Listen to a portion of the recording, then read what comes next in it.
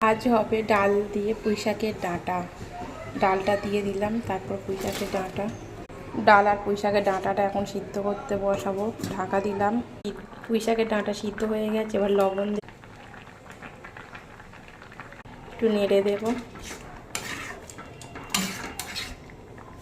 তবে এটাকে নামিয়ে নেব। এবারে সিদ্ধ হয়ে গেছে ডাঁটা আর ডাল বসানোর জন্য প্রথমে তেল দেব,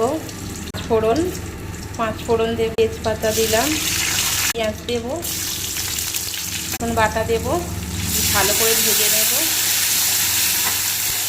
এবার সিদ্ধ করা ডাঁটা আর ডালটা দিয়ে দেবো। তোমরা তো অনেক রকমের রান্না খেয়েছো, একবার ডাঁটা ডাল দিয়ে খেয়ে দেখো, খুব ভালো লাগবে খেতে। সব শেষে একটু চিনি দেবো, তাহলে খেতে আরও ভালো লাগবে।